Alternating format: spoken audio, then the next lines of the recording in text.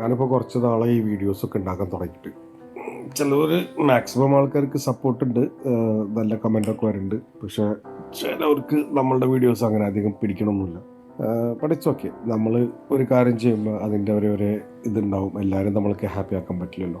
ഇപ്പോൾ ഞാൻ കഴിഞ്ഞ കുറച്ച് നാളായിട്ട് HDR വീഡിയോസാണ് ഞാൻ ഉണ്ടാക്കുന്നത്. HDR വീഡിയോസിൻ്റെ പക്ഷേ പോസ്റ്റ് പ്രൊഡക്ഷൻ വർക്ക് എന്ന് പറഞ്ഞാൽ അത് കുറച്ച് തലവേദനയാണ്. അതുകൊണ്ട് തലവേദന എന്ന് പറഞ്ഞാൽ അത്രയൊന്നുമില്ല. ഒരു പ്രാവശ്യം നമ്മളത് യൂസ് ചെയ്ത് കഴിഞ്ഞാൽ പിന്നെ അങ്ങനെ പ്രശ്നമൊന്നും വരുന്നില്ല. എൻ്റെ മോനെ എന്താ നോക്കിയാൽ ഒരു സ്മെല്ല് വന്നിട്ട് ഞാൻ എനിറ്റാണ് നോക്കിയപ്പോൾ അതേ അവിടെ ഭയങ്കര നോക്കിയ എന്തോ തീ പിടിച്ചിട്ടുണ്ട്. അവിടെ ഭയങ്കര തീരുന്നത്.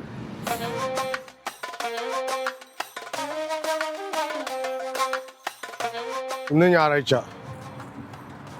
ഇന്ന് സാധാരണ ഞാൻ നടക്കാൻ ഇറങ്ങാത്തതാണ്. പക്ഷേ ഞാൻ വിചാരിച്ചു നീ വയസ്സ് ഒന്നും ചെയ്യാനില്ല. അപ്പോൾ നടക്കാൻ ഇറങ്ങിയപ്പോൾ നോക്കിയപ്പോൾ ഭയങ്കര ഒരു ശാന്തത. സംഭവം എന്താണെന്ന് വെച്ചാൽ ഇന്ന് കൺസ്ട്രക്ഷൻ വർക്കേഴ്സിൻ്റെ ഓഫ് ഡേ ആണ്.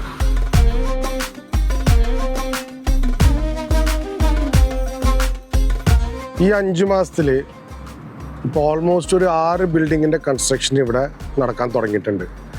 അതിനു മുമ്പ് ഒരു 3 ബിൽഡിങ്ങിൻ്റെ കൺസ്ട്രക്ഷൻ ഓൾറെഡി തുടങ്ങിയിട്ടുണ്ടായിരുന്നു. ഈ കൺസ്ട്രക്ഷൻ്റെ ലെവൽ, ഇതൊരു ഡിസ്ട്രിക്റ്റാണ്. ഈ കൺസ്ട്രക്ഷൻ്റെ ലെവൽ വെച്ച് നോക്കിയാൽ തന്നെ നമുക്ക് മനസ്സിലാക്കാം ദുബായിൻ്റെ പ്രോപ്പർട്ടിക്കുള്ള ആർത്തി, പ്രോപ്പർട്ടിയുടെ ഡിമാൻഡിൻ്റെ ആർത്തി. ഇപ്പം ഞാൻ ചോദിച്ചു വരുന്നു പറഞ്ഞാൽ ബേസിക്കലി ഈ വേഗതയിൽ കൂടെ ഇവർ ഈ പ്രോപ്പർട്ടീസ് ഉണ്ടാക്കുന്നത്, ഇതിപ്പോൾ ഒരു ഡിസ്ട്രിക്റ്റ് മാത്രമേ ഉള്ളൂ. പറഞ്ഞു വരുന്നത് ദുബായിലെ ഏറ്റവും കൂടുതൽ ക്രെയിൻ ഉള്ളത്, ലോകത്തിലെ ഏറ്റവും കൂടുതൽ ക്രെയിൻ ഉള്ളത് ദുബായിൻ്റെ ഉള്ളിലാണ് മാത്രം. ഇത് ഞാൻ എവിടെയോ വായിച്ചറിഞ്ഞതാണ്. ശരിയാണെന്ന് എനിക്ക് അറിഞ്ഞൂടാ, പക്ഷേ നിങ്ങൾ കേട്ടിട്ടുണ്ടെങ്കിൽ നിങ്ങൾ പറയാം. ലോകത്തിലെ ഏറ്റവും കൂടുതൽ ക്രെയിൻസ് ദുബായിലാണെന്നാണ് പറയുന്നത്. ശരിയാണോ?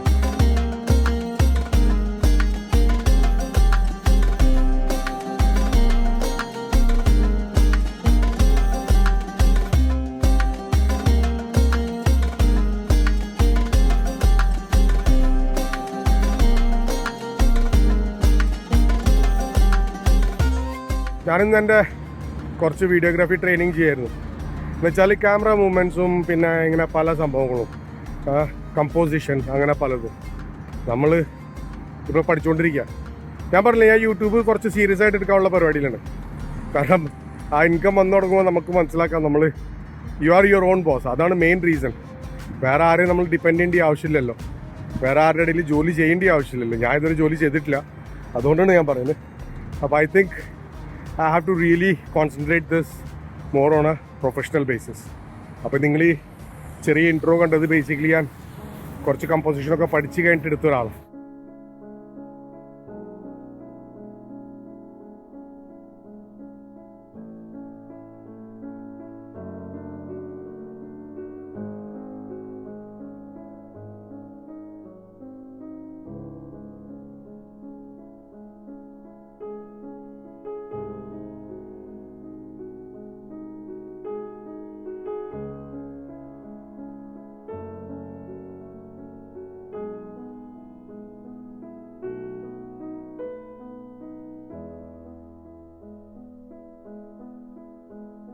സിനിമാറ്റോഗ്രാഫി ഒരു കഴിവ് തന്നെ കേട്ടോ.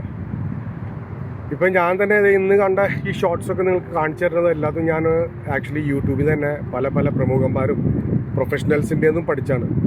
അപ്പോൾ ഞാൻ ഉദ്ദേശിക്കുന്നത് പറഞ്ഞാൽ ഇൻ ദ ഫ്യൂച്ചർ നല്ല വീഡിയോസ്, നല്ല സിനിമാറ്റോഗ്രാഫി സ്റ്റൈലിൽ വീഡിയോസ് എടുത്തിട്ട് കമ്പോസ് ചെയ്തിട്ട് ഇടാനുള്ള പരിപാടിയാണ് എനിക്ക്. ഞാൻ പറഞ്ഞില്ല, എനിക്ക് ട്രാവലിംഗ് ഇഷ്ടമായതുകൊണ്ട് അപ്പോൾ ആ ട്രാവലിംഗ് വീഡിയോസ് എങ്ങനെ ഷൂട്ട് ചെയ്യാം, പിന്നെ അത് കമ്പോസ് എങ്ങനെ ചെയ്യാം. കമ്പോസിഷൻ ഭയങ്കര ഇമ്പോർട്ടൻ്റ് ആണ്, ക്യാമറ മൂവ്മെൻറ്റ്സ് ഭയങ്കര ഇമ്പോർട്ടൻ്റ് ആണ്. അപ്പോൾ അതൊക്കെ നോക്കി നമ്മൾ പഠിക്കണം. അപ്പോൾ നമ്മൾ ഒരു ദിവസം കൊണ്ട് തന്നെ എല്ലാതും പഠിക്കാൻ പറ്റില്ലല്ലോ. അപ്പോൾ നമ്മളത് എല്ലാ ദിവസവും വരെ ഡിഫറെൻറ്റ് ട്രയൽസും എറേഴ്സും കഴിഞ്ഞിട്ടാണ് നമ്മളിത് പഠിക്കുന്നത്. അപ്പോൾ ഇന്ന് നിങ്ങൾക്ക് ഈ വീഡിയോസ് കാണുന്നത് എങ്ങനെ തോന്നി, ഇമ്പ്രൂവ്മെൻറ്റ്സ് ഉണ്ടോ ഇല്ലയോ, അതിനെ പറ്റിയിട്ട് കമൻറ്റ് ബോക്സിൽ പറയാം. ഇപ്പോൾ കഴിഞ്ഞ 2 ദിവസമായിട്ട് ഞാൻ കുറച്ച് ടിപ്സും പോയിൻറ്റ്സൊക്കെ തരുന്നുണ്ടായിരുന്നു. അപ്പോൾ അതിലെനിക്ക് ഒരാളിങ്ങനെ കമൻറ്റ് ചെയ്തിരുന്നു, ബായ് ഇതിപ്പോൾ നിങ്ങളുടെ വീഡിയോ കാണുമ്പോൾ ബോറായി തുടങ്ങി. Which I understand. കാരണം 2-3 ദിവസമായിട്ട് ഞാനിപ്പോൾ അത് തന്നെ ഇടുന്നത്, അതുകൊണ്ട് കുറച്ച് ബോറാവും, അങ്ങനെ പല കാര്യങ്ങളും ഉണ്ടായിരുന്നു. പക്ഷെ ഞാനത് ഇടാൻ കാരണം എന്ന് പറഞ്ഞാൽ അത് ഞാൻ എക്സ്പ്ലെയിൻ ചെയ്യാൻ വേണ്ടി വന്നതാണ്. ഞാൻ ഇടാൻ കാരണം എന്ന് പറഞ്ഞാൽ എൻ്റെ പേഴ്സണൽ എക്സ്പീരിയൻസ് ഉള്ളതുകൊണ്ടാണ് ഞാനത് ഇട്ടത്. അപ്പോൾ അത് ആരെങ്കിലും ഹെൽപ്പ് ചെയ്യുന്നത് വെച്ചാൽ ഹെൽപ്പ് ചെയ്യും സഹോദര, അതുകൊണ്ടാണ് ഞാൻ ഇട്ടത്. നിങ്ങൾക്ക് ബോറടിച്ചെന്ന് വെച്ചാൽ ക്ഷമിക്കുക. എൻ്റെ ഡെയിലി വ്ളോഗ് വരുന്നത് ഇത് മാത്രമായിട്ടല്ല, എൻ്റെ ഒരു ലൈഫ് സ്റ്റൈൽ കണ്ടന്റ് ഉണ്ട്. ഇപ്പോൾ എൻ്റെ ലൈഫ് സ്റ്റൈൽ എന്ന് പറഞ്ഞാൽ ഒരു സ്പോട്ടിലാണ് നിന്നിരിക്കുന്നത്. ഞാനൊരു ഏരിയയിലാണ് താമസിക്കുന്നത്. അതിനേലും മുകളിൽ എനിക്ക് പോകാനും പറ്റില്ല. അപ്പോൾ എൻ്റെ ഇത് കഴിഞ്ഞ് ഞാൻ ഇവിടുന്ന് ക്ലിയറായി കഴിഞ്ഞ് പോയി കഴിഞ്ഞാൽ എൻ്റെ നാട്ടിലെത്തി കഴിഞ്ഞ് ഫ്രീഡം കിട്ടിക്കഴിഞ്ഞാൽ നിങ്ങൾക്ക് ഡിഫറെൻറ്റ് കണ്ടൻറ്റ്സ് കാണാൻ പറ്റും. അതുവരെ ഞാനീ നടക്കുന്നതും ഞാൻ ഈ പറയണതും ക്ഷമിക്കാൻ പറ്റുന്നത് ക്ഷമിക്കുക. അല്ലെങ്കിൽ നിങ്ങൾക്ക് ആൾ പറഞ്ഞാലും വല്ല കാര്യമുണ്ട് എനിക്കറിയാം. കാരണം ഒരു കണ്ടന്റ് ആകുമ്പോൾ നമ്മൾ കുറച്ചും കൂടി ഒരു വൈബ്രൻ്റ് ആവണം, അല്ലെങ്കിൽ അത് ബോറടിക്കും. Which is right. ആൾ ഈ മുഖത്ത് നോക്കി പറഞ്ഞുകൊണ്ട് I really appreciate his honesty which is really good. ഇതൊക്കെയാണ് നമ്മൾ പറയുന്നത്. നമ്മളൊരു ക്രിറ്റിസിസം നമ്മൾ ഇങ്ങനെ വരുമ്പോൾ നമ്മളത് എടുക്കണം, നമ്മൾ ഏറ്റെടുക്കണം. So accept your mistakes. അതാണ് ഞാൻ ഇന്നലത്തെ ആ വ്ളോഗിലും ഞാൻ പറഞ്ഞത്. ആക്സെപ്റ്റിങ് യുവർ മിസ്റ്റേക്സ്. ഇപ്പോൾ ഒരു വ്യൂവറിന് വേണ്ടിയിട്ടുള്ളതാണ് നമ്മൾ കൊടുക്കേണ്ടത്. ആ വ്യൂവറിന് വേണ്ടിയിട്ട് ഓഫ് കോഴ്സ് നമുക്ക് എല്ലാ വ്യൂവറിനെയും നമുക്ക് ഹാപ്പി ആക്കാൻ പറ്റില്ല.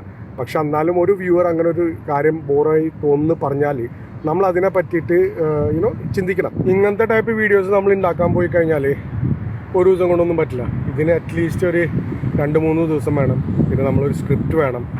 ആ സ്ക്രിപ്റ്റ് ഉണ്ടാക്കി പിന്നെ അത് ഷൂട്ട് ചെയ്ത് എഡിറ്റിംഗ് ചെയ്യാന്നൊക്കെ പറഞ്ഞാൽ കുറേ സമയം.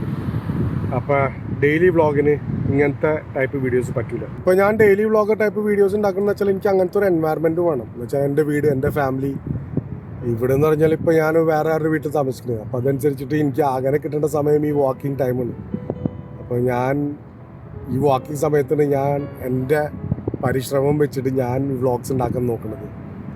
പിന്നെ അത് കഴിഞ്ഞിട്ട് ആൾക്കാർ നമ്മളുടെ സ്ഥിതി മനസ്സിലാക്കാണ്ട് നമ്മളെ പറ്റിയത് പറയുമ്പോൾ എനിക്കത് മനസ്സിലാക്കാം.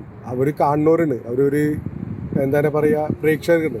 പക്ഷേ നമ്മളുടെ ജീവിതത്തിൽ സംഭവിക്കുന്ന പ്രശ്നങ്ങളൊന്നും അവർക്ക് അറിയില്ല. അപ്പം ഞാൻ ഉള്ളതും വെച്ചിട്ടാണ് ഞാൻ ഇന്ന് ഈ വ്ളോഗ്സ് ഉണ്ടാക്കുന്നത്.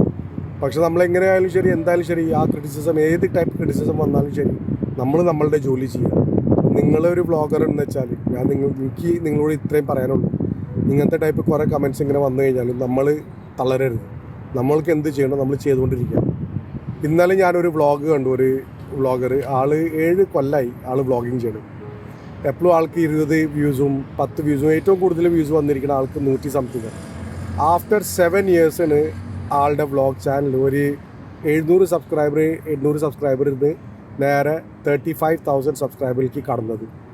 ഇന്ന് ആളെ അറിയപ്പെടുന്ന ഒരു വ്ളോഗറാണ്. അപ്പോൾ നിങ്ങൾ വ്ളോഗർ എന്ന് വെച്ചാൽ അത്രയും പറയാനുള്ളൂ. വിടരുത്, ശ്രമിക്കുക. Please keep doing what you love to do. I love to vlog. അപ്പോൾ അതുകൊണ്ടാണ് ഞാൻ ചെയ്യണത്. ഇന്നത്തേക്ക് ഇത്രയും മാത്രം.